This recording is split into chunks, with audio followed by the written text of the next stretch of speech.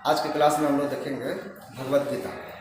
भगवत गीता का नाम जैसे कि आप लोग देख रहे हैं कि गीता से मतलब होता है कि गीत इसमें है और भगवत यानी भगवान से जुड़ा हुआ है। भगवत गीता में जो भी बातें कही गई हैं वो उसको ऐसे मान सकते हैं कि भगवान ने खुद वो गाए हैं गीत के रूप में।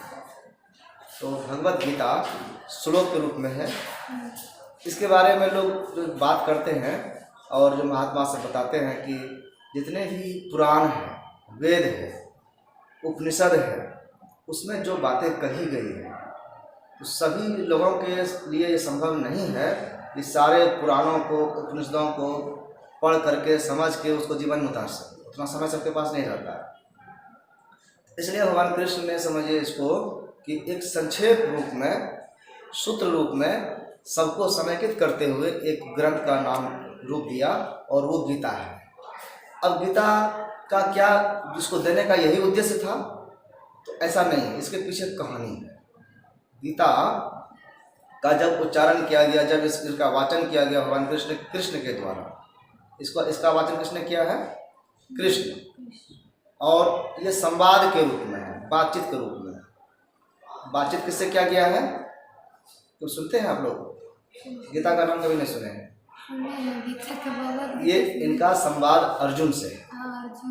अर्जुन प्रश्न करते हैं और उत्तर कौन देते हैं? कृष्ण देते हैं। तो ये प्रश्न उत्तर के रूप में गीता है। इसमें सारे उपनिषदों का सार आ गया है। इसको इस रूप में कहा गया है कि उपनिषदों का जो गुड़ चीज है, जो उसका मेन चीज है, वो गाय के रूप में है। उसको दूध करके कृष्ण ने दूध के रूप में निकाल करके अर्जुन को पिलाया। तो दूध दिए तो सारा क्रीम आ गया उसमें और अर्जुन को दे दिए तो ज्ञान हो गया। अब कहिए कि इसका पृष्ठभूमि क्या था? गीता जब कहा गया तो वो क्या समय था?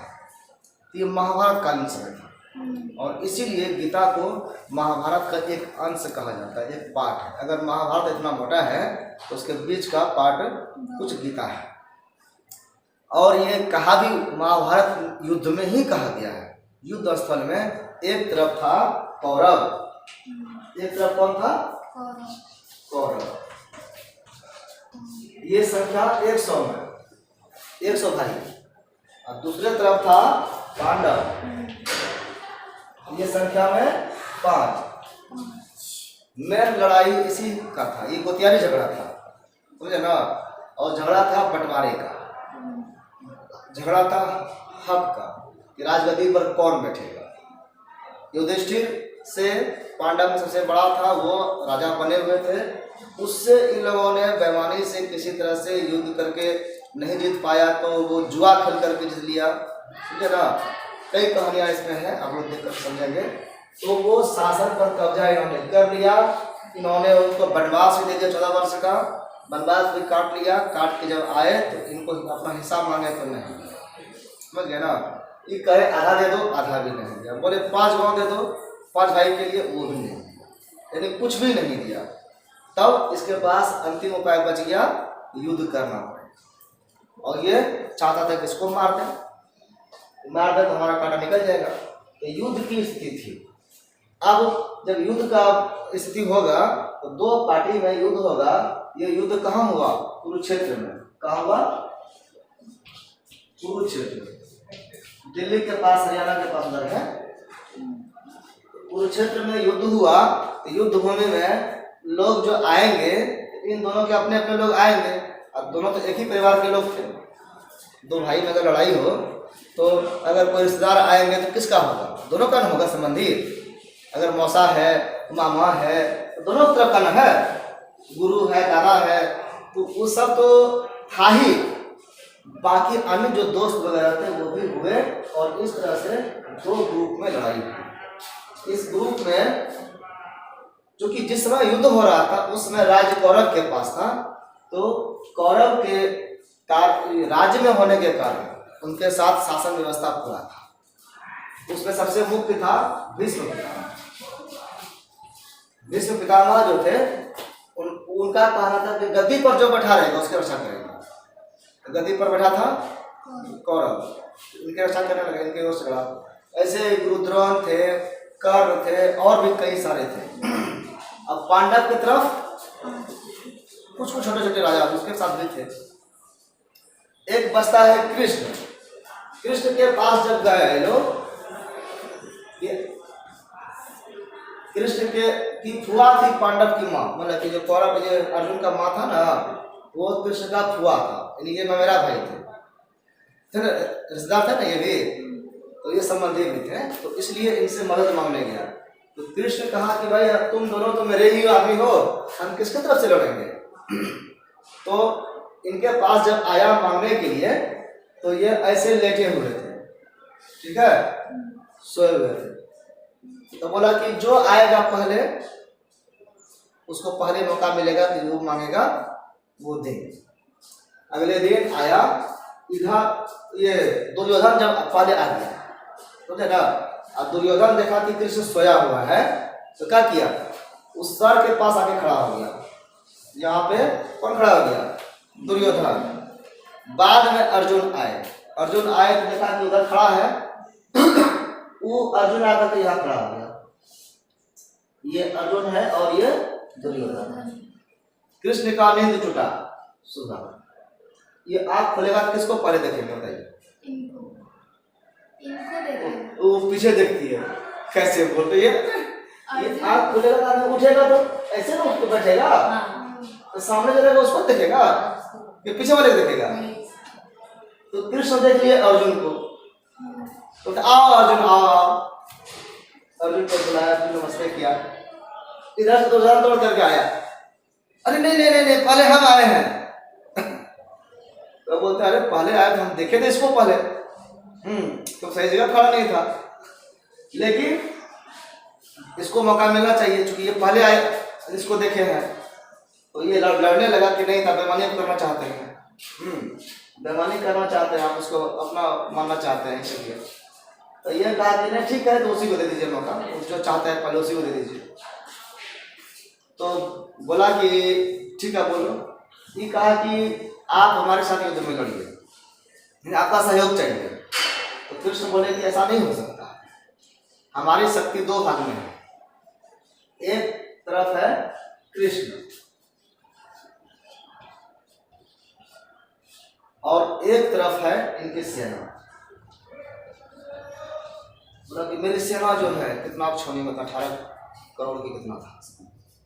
बोला सेना मेरा जो है ये कोई नहीं हरा सकता मेरे सेना का, और एक तरफ हम, और हम रहेंगे तो हम रहेंगे निहत्था, हम युद्ध नहीं लड़ेंगे, ठीक है। इस दोनों ये 1 नंबर ऑप्शन है और ये 2 नंबर ऑप्शन है, बोलो कौन सा चाहिए? अब किसको क्या चाहिए बताइए? अर्जुन कृष्ण को चूज किए होंगे। अर्जुन जो है चाहता था मन ही मन कि कृष्ण हमारे साथ रहे, और दुर्योधन चाहता था कि जब ये लड़ाई नहीं करेगा उसको लेकर क्या करेंगे, तो सेना लड़ेगा, सेना हमारे पास इतना करोड़ रहेगा तो हम ऐसे भारी रहेंगे, इसीलिए चाहता था कि पहले हम मांग लें। इसको लग रहा था कि वो सेना मांग लेगा तो फिर हमारे पास क्या मिलेगा, तो उसने इसको दुर्योधन को मौका दिया। इसने कहा हमको सेना चाहिए, ठीक है ले लो। अब अर्जुन के पास क्या मौका बचा, कृष्ण बचे, ठीक हम आप ही को चाहते हैं। अर्जुन ने सोचा कि जब कृष्ण ने सेना बनाया तो कृष्ण सेना को बिगाड़ भी सकता है, कृष्ण नहीं भी कुछ करेगा तब भी ये सब कुछ कर सकते हैं, और सेना क्या करेगा, कृष्ण के विरोध में खड़ा ही नहीं कर सकता है। तो इस तरह से हुआ था कि युद्ध के समय में जब कुरुक्षेत्र में हुआ, अब लड़ाई होगी, सारे लोग सामने आ गए, अब लड़ेंगे। तब अर्जुन को हो गया मोह। क्या हो गया? मोह हो गया। क्या मोह हुआ? ये बोलते हैं कि कृष्ण हम युद्ध नहीं लड़ेंगे। बोला क्या है? बोले किससे युद्ध लड़ेंगे, सामने में जो है ये सब तो मेरे सगे संबंधी हैं, मेरे अपने हैं, इनसे हम कैसे युद्ध लड़ सकते हैं, इनको हम कैसे मार सकते हैं, मेरे पितामह हैं, मेरे बाबा हैं, मेरे गुरु हैं, मेरे भाई हैं, इसको हम मार करके हम राजगद्दी नहीं लड़ लेना चाहते हैं, ऐसा पाप हम नहीं करना चाहते हैं, युद्ध बंद कर दीजिए, हमको युद्ध नहीं चाहिए। तब कृष्ण बोलते हैं कि अरे ये अचानक तुमको क्या हो गया। ये व्यक्ति को नहीं सोचना चाहिए कि जो कर रहे हैं हम कर रहे हैं, यानी कि करने वाला मैं नहीं हूँ, ये एहसास उसको दिलाना था। किसको? अर्जुन को। कृष्ण ने उनको उपदेश दिया, वहीं पर ये सिखाया, और ये सिखाया वही गीता है। वहाँ पर इसने सिखाया कि देखो ये सारे लोग मरे हुए हैं, और दिव्य दृष्टि दिखा दिया। तो देखो विराट स्वरूप में सब मर गए हैं, ऐसे तुम कुछ नहीं कर रहे हो, तुम सिर्फ माध्यम हो, तुम खाली खड़े रहो ना, ऐसे मर जाएगा। तो माध्यम तुम्हारे द्वारा मरेगा, लेकिन ये सब मरा हुआ, हम सबको मार रहा है, काल मार रहा है, तुम कुछ नहीं कर रहे हो। और इसीलिए एक नियम यहाँ पे कहा गया कि काम करते चलो। कैसा काम? निष्काम करो, फल की चिंता मत करो। ये बात गीता में कही गई है कि निष्काम कर्म करना चाहिए व्यक्ति को। इसको भी कहा तुम कर्म करते रहो, फल क्या होगा उसकी चिंता मत करो, वो मुझ पर छोड़ दो, जो उचित होगा हम देंगे। विद्यार्थियों से भी कहा जाता है कि अपने मेहनत पर ध्यान देते रहिए, करते रहिए, फल क्या होगा उसकी चिंता मत करिए। आप अच्छा से अगर मेहनत करेंगे तो अच्छा फल मिलेगा। अगर हम अच्छा पौधा लगाएंगे फल वाला तो फल ही मिलेगा, बबूल में आम तो नहीं ना फलेगा। तो इसलिए कर्म फल हम लोगों को ध्यान देना चाहिए। मुक्ति के लिए, मोक्ष के लिए भी यही आवश्यक है कि कर्म हमारा कैसा है। कर्म अगर हम मोह बंधन में पड़ने वाला करते हैं तो हम सांसारिक बंधनों में पड़ते हैं, और अगर हम बिना मोह के, बिना कामना के, बिना इच्छा के कर्म करते हैं, निष्काम कर्म करते हैं, तो हम बंधन से मोक्ष पा जाते हैं, मुक्ति हो जाती है, और हम फिर जा सकते हैं, मोक्ष को पा सकते हैं। तो इस तरह से हम लोग देखते हैं कि इसमें बताया गया है कि निष्काम कर्म श्रेष्ठकर है, निष्काम कर्म को करना चाहिए। अब इसमें बात आती है कि गीता का जो ये श्लोक है कि निष्काम को कर्म करने के लिए, तो इसमें जो बताया गया है, जो मुख्य उपदेश है वो है कर्म के बारे में। कैसा कर्म? निष्काम कर्म। जब हम कर्म को बिना इच्छा के करेंगे तो क्या होगा कि हमारे ऊपर जो है वो बंधन नहीं पड़ेगा। ये बंधन कैसे पड़ता है पहले इसको समझ लेते हैं। कि जैसे हम कोई काम किए, कोई कर्म किए, ठीक है, और हम चाहते हैं इस कर्म के बदले हमको ये फल मिले, ठीक है। आप कर्म में मजदूरी ही कर लिए, मान लीजिए किसी का मजदूरी किए, उसका काम किए और उसने सैलरी आपको नहीं दिया, तो क्या हो गया? वो पैसा बाकी रह गया ना। तो अगर वो मजदूरी बाकी रख दिया तो वो जो है आपका ड्यूज हो गया। अब आप बताइए कि ड्यूज नहीं लीजिएगा, जिसने आपको पैसे पर रखा तो वो कर्जदार हो गया कि नहीं हो गया? अब उसको देना है, तो ये जो कर्जा है आप जब लेते हैं उसको कभी न कभी चुकाना पड़ेगा, और यही उसके कर्म का फल है। जब हमने कर्म किया हमारा फल क्या है? मजदूरी। हमने पैसे के लिए काम किया, हमारा फल क्या होगा? वो मजदूरी हमको मिल जाएगा, वहां से मुक्ति हो जाएगी। लेकिन अगर मजदूरी नहीं मिला, ठीक है, तो क्या होगा? वो कर्जा बाकी रहेगा। हम कभी भी उसको जाके बोल सकते हैं हमने काम किया, हमको पैसा दीजिए, अभी तक आपने किए, बोलते हैं ना। तो वो फल जब तक उसको नहीं मिल जाएगा तब तक वो मुक्ति उससे नहीं हो सकता है। अब ये बताइए कि एक व्यक्ति है, यहाँ पर उसका बर्थ हुआ, जन्म हुआ, और यहाँ पर 50 साल में आकर के मर गया, ठीक है। इसमें जितना उसने काम किया, क्या सबका फल उसको उसी जीवन में मिल जाता है? नहीं मिल पाता है, कुछ फल बाकी रह जाता है पाना। तो उस फल को पाने के लिए इस व्यक्ति का दोबारा फिर से जन्म होता है, ठीक है, फिर से जन्म होता है डेथ के बाद, और फिर इसके जन्म, पिछले जन्म का जो फल है उसको भोगता है। लेकिन इस जीवन में आके फिर कर्म करता है ना वो, और फिर कर्म करता है तो उसका फल फिर उसको अगले जन्म की ओर उठे देता है। तो इस तरह से जो है जन्म मरण का चक्र क्या होता है? वो आगे आगे बढ़ते रहता है, खत्म नहीं होता है। तो हाँ, तो यही है, अब यही बंधन है, जो बार बार जन्म मरण का चक्र है। ये इस तरह से इसको सर्किल में बोल सकते हैं, चक्र इसलिए कहते हैं। फिर कभी मानव भी तो बनेगा, कभी पशु योनि में जाए, कभी पेड़ पौधे बनेंगे, 84 लाख योनि में चर्चा है। तो किसी भी योनि में जाए वो फल के आधार पर है कि हमने कर्म कैसा किया है। उस फल को भोगने के लिए हमारे पास किस जन्म में जाएंगे जो वो फल भोग सकते हैं, उसी हिसाब से उस में जन्म होता है। तो अब जैसे भी कह सकते हैं कि उसका जन्म किस में हुआ, तो जन्म जिसमें हुआ योनि में, उसमें फिर कर्म करेगा और उसका फल फिर भोगने के लिए उसको आना पड़ेगा। तो देखिए सारा जीवन जो है व्यक्ति का अगर मानव है तो उसके कर्म का गिनती होता है, ठीक है। लेकिन बाकी जितने जीवन है, चाहे वो जानवर का है चाहे पेड़ पौधे का है, उसको कहते हैं भोग योनि। क्या कहते हैं? खत्म नहीं हो पाता है पूरा। सोचिए कितना दिन तक चलता है, वो भोगते रहता है, उसके कर्मों का फल भोगते रहता है। लेकिन जब खत्म होता है तो फिर उसको एक बार मौका मिलता है मानव को अपना जीवन सुधारने के लिए। अब इसमें करना क्या है, कैसे सुधरेगा, सुधारने के लिए ही गीता में कहा गया है। क्या कहा गया है? तो वैसा कर्म ही नहीं करना है जो फल आगे देने के लिए उत्तरदायी है। तो ये कैसे होगा? ये तभी हो सकता है जब हम फल की इच्छा नहीं करेंगे। हम किसी का सेवा कर दिए और हम कहते हैं हम तो ऐसे सेवा कर दिया, हमको मजदूरी नहीं चाहिए। जब मजदूरी मांगेंगे तब ना मजदूरी देगा। हम बिना मजदूरी के अगर काम करने के लिए तत्पर हो गए, तैयार हो गए हैं, तो कोई मजदूरी हमको देगा? और जब नहीं देगा तो कर्जा हुआ न। कल उसको हम बोल सकते हैं हमको पैसा दीजिए, और ना उसको भारी लगेगा हेडेक, इस बेचारा काम किया इसको पैसा देना है। तो ऐसे ही जो भी कर्म करते हैं उसका फल जब तक हमको नहीं मिलता है तब तक हम उरीन नहीं हो पाते हैं। उरीन होने के लिए सभी कर्मों का फल खत्म करने के लिए जो अंतिम उपाय है वही है निष्काम कर्म। इसी का उपदेश कहा गया है। क्या कहा गया है?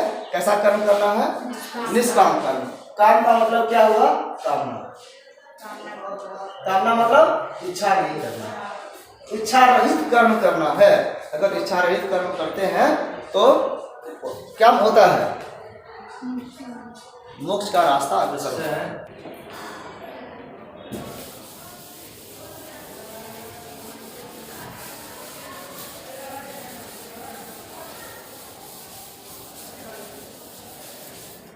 तो अभी तक हमने देखा कि गीता में इसका उद्देश्य क्या था, हम लोग की बातें क्या है, और भी कई बातें इसमें हैं जिसको हम लोग अभी आगे देखेंगे। अभी पहले देखते हैं हम लोग कि गीता के बारे में हमारे सिलेबस में क्या कहा गया है। तो भगवत गीता जो है ये ऐसा चीज़ है जो जीवन को शांत कर देता है। अगर किसी तरह का मन में चिंता है, किसी तरह का कोई डिप्रेशन हो गया है, कोई ऐसा है कि आपको मन नहीं लग रहा है, या कुछ हो गया ऐसा क्या लगता है कि जीवन मेरा बेकार हो गया, अब मर जाना चाहिए। बहुत सारे लोग आत्महत्या कर लेते हैं, सुसाइड कर लेते हैं। तो ऐसी स्थिति में भी आप क्या करते हैं? बहुत सारे डॉक्टर, शरीर का बीमारी है तो डॉक्टर से इलाज कर लेते हैं। ऐसा मन का बीमारी डिप्रेशन वाला होता है तो उसके लिए भी साइकोलॉजिस्ट होते हैं, साइकियाट्रिक बोलते हैं, वो भी दवाई देता है और मन को शांत कर देगा, चुपचाप सोए रहेगा। तो वो तो एक तरह का जिंदा लाश का हो गया कि सोए रहेगा, शरीर को जिंदा रखे हैं लेकिन कुछ काम करने लायक नहीं बचेगा। लेकिन इन सबसे बेहतर जो है वो ये धर्म ग्रंथ भी है गीता। अगर गीता का पाठ करते हैं तो इन सब चीज़ों से मुक्ति हो जाती है। सच्चा ज्ञान अगर मिल गया तो फिर क्या होगा? ये नहीं लगेगा कि अब हमको मर जाना चाहिए, क्योंकि जन्म हमने लिया है मरने के लिए तो थोड़े लिया है। तो मरना होता है, मरना होता है, हम मृत्यु को रोक नहीं सकते हैं, उसके लिए क्यों प्रयास करना? मृत्यु तो कभी भी आ जाएगी, वो आना जब फिक्स होगा वो उसी समय आएगी, हम उसको रोक नहीं सकते हैं, अन्ना समय से पहले बुला सकते हैं। तो उसके लिए सोचना ही नहीं चाहिए। सोचना क्या है, हमारी लायक क्या है, हमारे बस में क्या है, कर्म है। इसलिए कहा गया कि इस दुखदायी नश्वर संसार में, इस संसार ही दुखदायी है, इसमें कोई भी चीज़ अच्छा नहीं है और अस्थायी भी नहीं है। इसमें कुछ चीज़ें शाश्वत और शांतिदायक है, सारी चीज़ें खत्म होने वाली है, लेकिन ये ज्ञान जो है वो हमेशा रहने वाली है और ये अपना महत्व बनाया हुआ है। और वो भगवत गीता उसमें से एक है। कहने के लिए इसको लोग कहते हैं ये हिंदू धर्म ग्रंथ है, जो कि महाभारत का पाठ है, लेकिन इसका ये कारण सिर्फ नहीं है। इनमें जो बातें कही गई है वो एक तरह से हर धर्म पर और पूरे मानव जाति पर लागू होता है। इसी कारण से सभी धर्म के लोग, पूरा दुनिया के लोग इसकी प्रशंसा करते हैं और इसको पढ़ते भी, इसके बारे में बात भी करते हैं। हम देखेंगे कि ये गीता के द्वारा किसी धर्म की स्थापना नहीं की गई है, इसीलिए इसको धार्मिक ग्रंथ कहना बहुत अच्छी तरह से सही नहीं है। इसमें आप देखेंगे कि दूसरे विद्वान भी इसके बारे में कुछ बात बोलते हैं। हम लोग अब वो स्टेटमेंट पर आते हैं। स्टेटमेंट में है, पहला है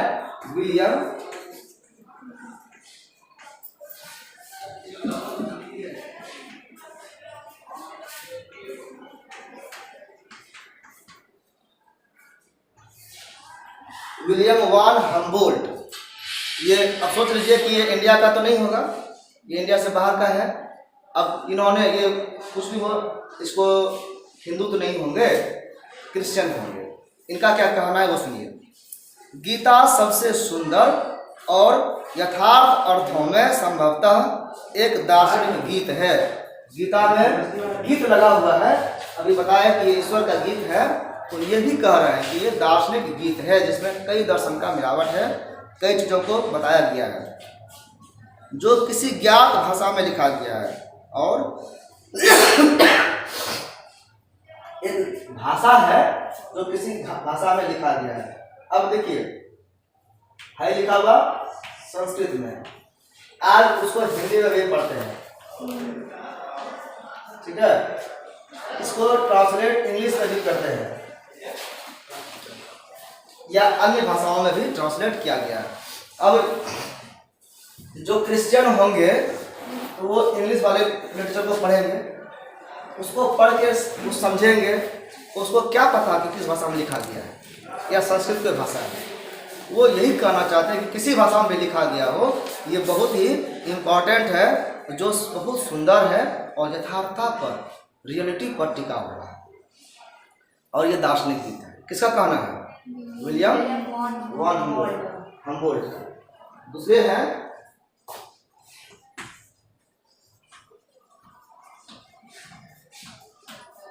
एल्डोस हक्सले।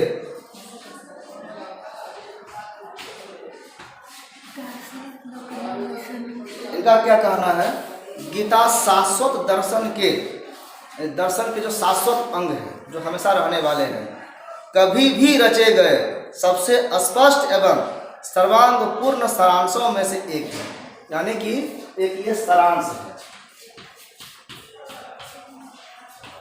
अभी हमने बताया कि सभी उपनिषदों को निचोड़ करके दूध के रूप में उसको रखा गया, सूत्र के रूप में।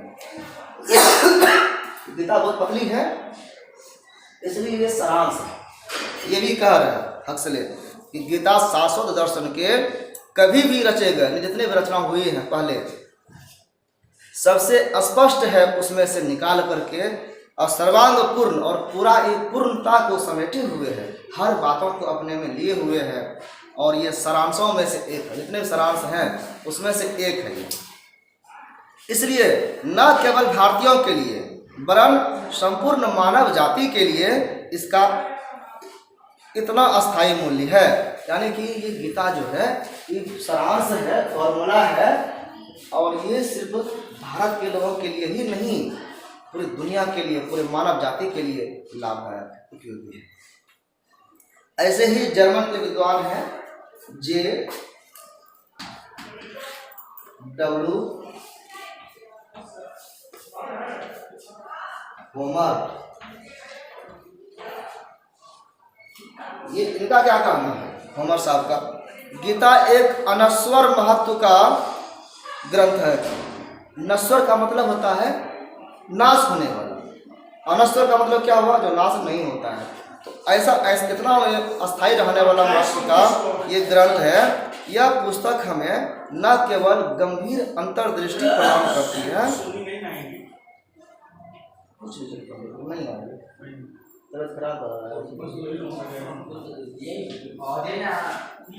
यह पुस्तक हमें न केवल गंभीर अंतर्दृष्टि प्रदान करती है, जो सब कालों एवं सब प्रकार के धार्मिक जीवन के लिए प्रमाणिक है, अपितु इसमें इंडो जर्मन धार्मिक इतिहास के एक सबसे महत्वपूर्ण दौर का अत्यंत प्रमाणिक निरूपण भी किया गया है।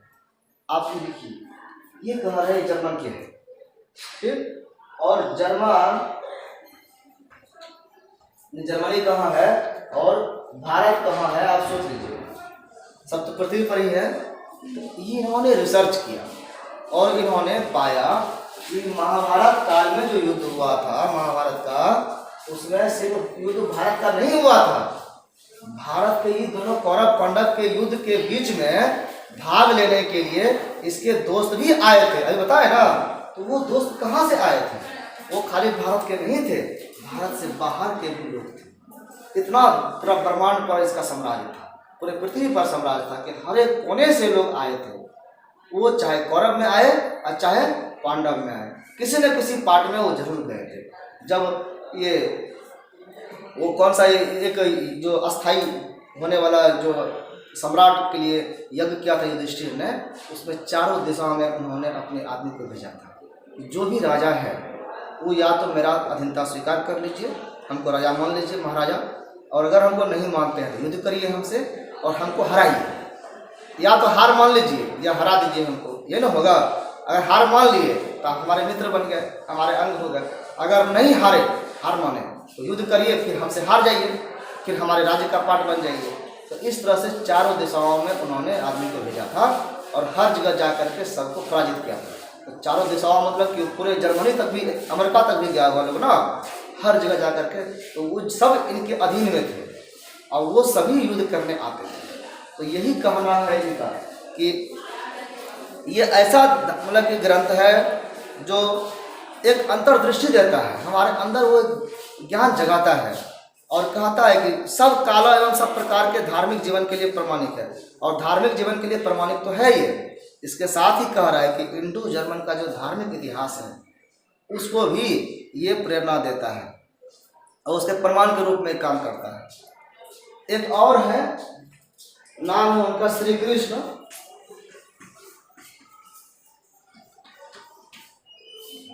प्रेम। नाम थोड़ा अधूरा लग रहा है क्योंकि इनका वास्तविक नाम जो था वो अलग है, रोनाल्ड निक्सन।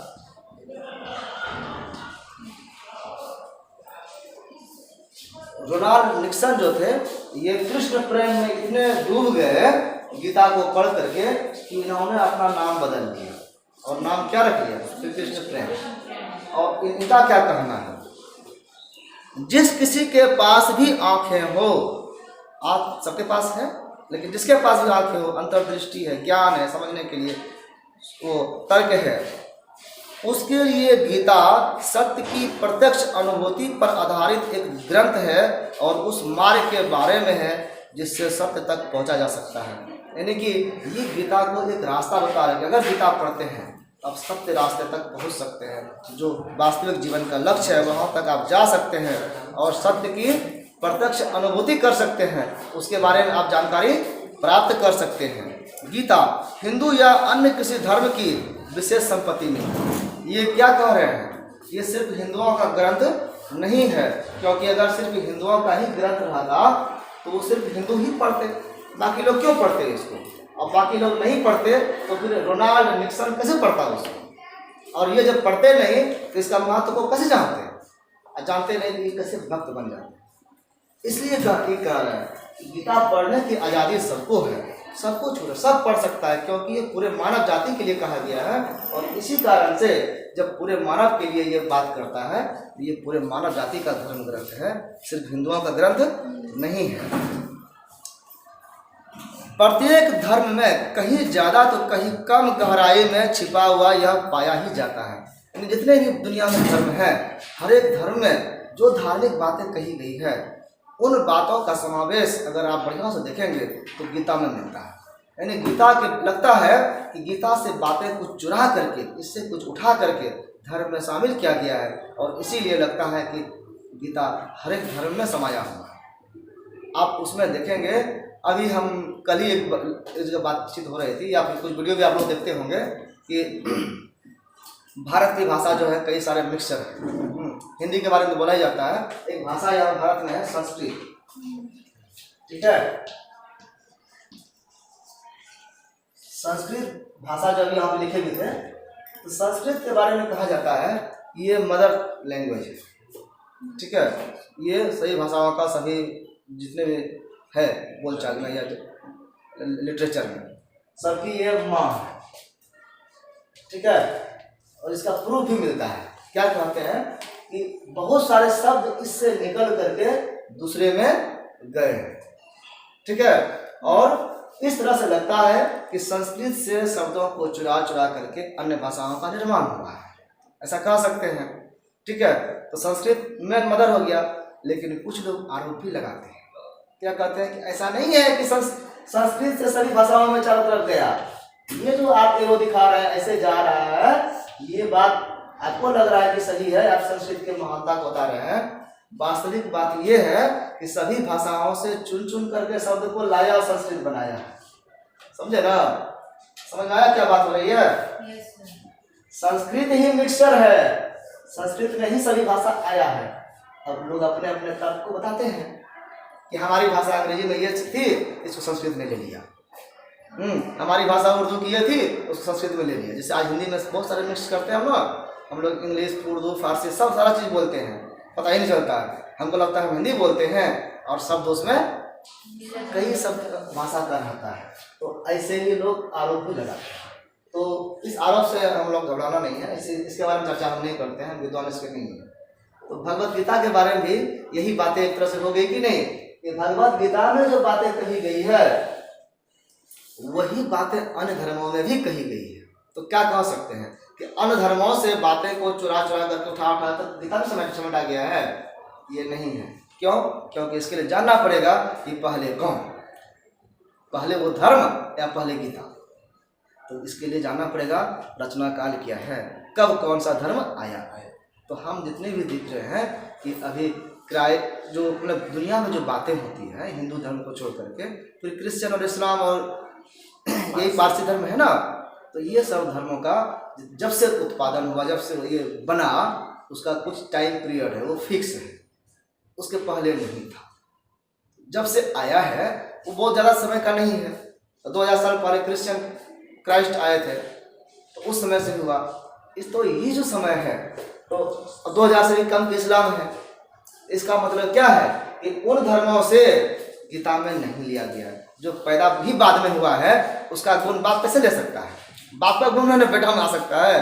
तो जो पहले से था उनसे ले सकते हैं लोग। तो इस तरह से लगता है गीता की बातों को ही अन्य जगह लिया गया, या इसको ऐसे कह सकते हैं कि गीता में चूंकि सभी अच्छी अच्छी बातों को समेट के रखा गया।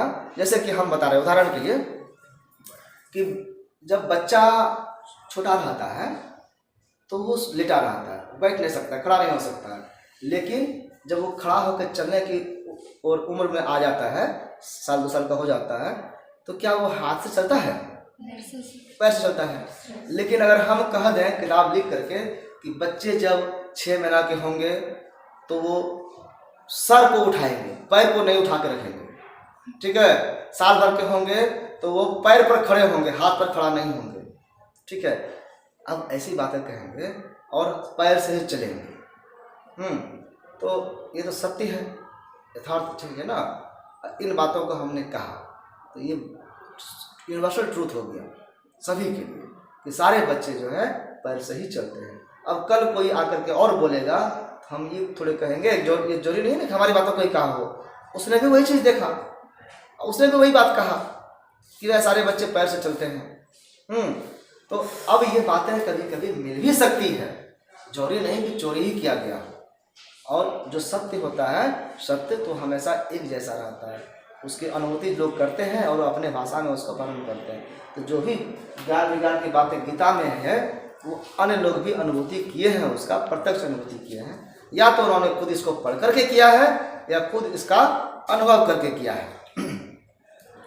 तो गीता हिंदू या किसी अन्य धर्म की विशेष संपत्ति नहीं है, और हिंदुओं ने कहा भी नहीं है कि मेरी संपत्ति है, इसको हमें हमारे पास रहने दो, कोई और मत करो, ऐसा कभी कहा नहीं। तो इसलिए ये सबके लिए है। प्रत्येक धर्म में कहीं कहीं जो है ये कुछ न कुछ रूप में छिपा ही रहता है। गीता एक हिंदू धर्म ग्रंथ, हिंदू शिक्षा के चूड़ामणि होते हुए भी पृथ्वी भर के जिज्ञासियों की मार्गदर्शकों की क्षमता को दिखाती है, ये रखती है, यानी कि सभी को ये रास्ता दिखा सकती है। गीता में इतना दम है।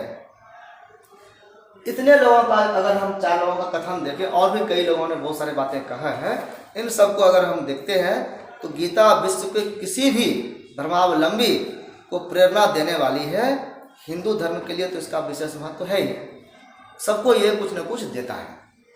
शंकराचार्य और अन्य जो वेदांती दार्शनिक हैं, उनके जब विचार स्पष्ट होते हैं या स्पष्ट करना होता है, वो या अपने बात को रखते हैं, तो वो भी गीता के श्लोकों का अनुसरण करते हैं, इनके बातों को प्रमाण के रूप में रखते हैं और तब कहते हैं कि देखिए गीता में भी ये कहा गया। आज हम लोग कुछ बात करते हैं, संस्कृत अगर नहीं जानते हैं तो रामचरितमानस का एक चौपाई जरूर बोल देते हैं। अभी इन्होंने भी एक संस्कृत एक श्लोक बोला था। ऐसे ही जब हम कुछ बात कहना चाहते हैं और लगता है कि मेरी बात को लोग नहीं मानेंगे, तो एक प्रमाण के रूप में बताते हैं कि फला किताब में फला लोगों ने यही कहा है, और इससे साबित होता है कि खाली हमारी बात नहीं, उन्होंने भी ये माना है। अब अगर हमको झूठ मानते तो उनको झूठ मानो, उन्होंने भी गलत बोला है। तो इस तरह से प्रमाणित करने के लिए जैसे कोर्ट में गवाही देते हैं ना, गवाह बोल दिया कि हाँ हमारे सामने से मर्डर किया, इन्होंने मारा है ऐसे, तो अब मानना है, फिर उसको सजा मिलेगी। क्योंकि दो लोग कह रहे हैं कि मेरे सामने आंखों सामने से हम नहीं पढ़ते, तो मानना पड़ेगा ना। तो ऐसे ही प्रमाण देते हैं। प्रमाण मतलब वो गवाह है। बहुत सारे भाष्य लिखे गए हैं इस पर। आधुनिक काल में भी कई लोग इस पर भाष्य उसको सरल करके थोड़ा अपने भाषा में लिखते हैं। कुछ भी चीज़ें हैं, अब हम ही कुछ लिखेंगे, जैसे हम बता रहे हैं, एक तरह से ये मौखिक रूप से बता रहे हैं, लेकिन जो भी है पहले का लिखा हुआ, अब भाष्य कई संस्कृत से संस्कृत में ही लिखा गया है, थोड़ा उसको और सरलीकरण किया गया है, सरल करना समझ सकते हैं इसको, उस पर थोड़ा व्याख्या करते हैं, थोड़ा सा भाष्य में कुछ अपना भी मत जोड़ते हैं। इसलिए जब अलग अलग लोगों ने भाष्य लिखा एक ही चीज़ का, तो वो अलग अलग ग्रंथ बन गए। एक गीता है, गीता देखी है, लेकिन हमने लिखा तो हमारी नज़र में वो क्या है, उसका क्या मतलब है, वो हमने लिखा। बाकी अन्य लोगों ने देखा तो उसको लगा कि नहीं ये चीज़ है, ठीक है, तो उन्होंने अपना मत को लिखा। इसलिए भाष्य के आधार पर अगर हम देखें तो मतांतर भी होता है, बाद में लड़ाई भी होती है, ठीक है। धर्म के बीच में जो धर्म में लड़ाई नहीं हो रही मेन चीज़ में, उसके बाद वाले लड़ जाते हैं कहीं। वो कब लड़ते हैं, जब कट्टर हो जाते हैं कि नहीं हम जो कह रहे हैं वही सही है, बाकी सबका गलत है। ये जब बातें आएंगे तो फिर विवाद होगा। तो भाष्य वही है कि उन्होंने अपने लैंग्वेज में उसको लिखा। इसमें आप महात्मा तिलक देख सकते हैं, हम लोग पढ़े थे गीता रहस्य। अब हमको लगता है कि आप 9-10 में संस्कृत में पढ़े होंगे, या आप किनका जयदेव का, ये कहाँ गीता ने लिखा है, जयदेव का तो श्रृंगार पर है ना, गीता रहस्य, ये बाल गंगाधर तिलक लिखे हैं, हाँ, और जेल में लिखे हैं। जेल में उन्होंने पढ़ा और फिर उस पर गीता पर रहस्य लिखा, तो उन्होंने अपने लैंग्वेज में उनको लिखा तो गीता ही ना होगा, उसी के कहानी को लिखा होगा, उसके सूत्र को लिखा होगा, लेकिन कैसे परिभाषित करना है उन्होंने उस समय के परिदृश्य में उसको लिखा। हम भी पढ़े नहीं हैं, लेकिन ये गीता रहस्य नाम हमको उसी में से याद है। ऐसे ही कई लोग हैं, महात्मा गांधी हैं, राजगोपालाचारी हैं, विनोबा भावे हैं, अरविंदो हैं, राधा कृष्णन हैं, ये सभी ने गीता पर भाष्य लिखा। वर्तमान काल, ये आधुनिक काल के लोग सभी इधर 1900 से 2000 के बीच में, ये आधुनिक काल के माने जाते हैं। हमारे युग के महान कर्मयोगी महात्मा गांधी को माना जाता है, इन्होंने भी जो है इसको ही प्रेरणादायक माना है। सर्वाधिक प्रेरणादायक ग्रंथ अगर कोई उनके लिए भी है तो वो गीता ही है। उन्होंने क्या कहा है, उनका स्टेटमेंट है कि जब निराशा मेरे सामने आ खड़ी होती है, जब हम चिंता में आ जाते हैं, डिप्रेशन में आ जाते हैं, लगता है कुछ नहीं कर सकते हैं, और जब बिल्कुल एकाकी मुझको प्रकाश की कोई किरण दिखाई नहीं देती है, कोई रास्ता नहीं दिखता है कि हमको क्या करना चाहिए, उस समय तब मैं शरण लेता हूँ गीता का। तब मैं क्या करता हूँ, गीता खोलता हूँ, फिर पढ़ता हूँ। तब मैं गीता का शरण लेता हूँ। जहाँ जहाँ मुझे कोई न कोई श्लोक ऐसा दिखाई पड़ जाता है कि मैं विषम परिस्थितियों में भी तुरंत मुस्कुराने लगता हूँ। यानी कि मैं जैसे ही कुछ पढ़ता हूँ, मेरे की आदमी जैसा सोचता है ना, उसका समाधान उसको उसी समय मिलता है, वैसा ही चीज़ आपको तुरंत उसमें से दिख जाएगा। आप जो चीज़ चाहेंगे आपके नज़र में वो बसा हुआ रहता है, और वो प्रेम तुरंत फिट हो जाता है कि अच्छा इसका मतलब ये है, और इस तरह से एक रास्ता मिलता है। और इन्होंने भी कहा है कि जब जब हमको निराशा हुई हमने गीता का शरण लिया और गीता से हमको एक तुरंत रास्ता मिला और हमने अपना विषम परिस्थिति में भी एक मुस्कुराने का काम किया, एक सही रास्ते का, सही डिसीजन का चुनाव किया उसने। तो ये कह रहा है कि मेरा जीवन बाह्य विपत्तियों से भरा रहा है, यदि वे मुझ पर कोई दृश्यमान अमिट चिन्ह नहीं छोड़ सकी तो इसका श्रेय भगवद गीता की शिक्षाओं को है। इनका कहना है कि बाहरी ताकतों ने, बाहरी लोगों ने हमारे ऊपर बहुत सारे अत्याचार किए, लेकिन फिर भी हम अडिग रहे, अपने संघर्ष के रास्ते को चुनकर आगे बढ़ते रहे।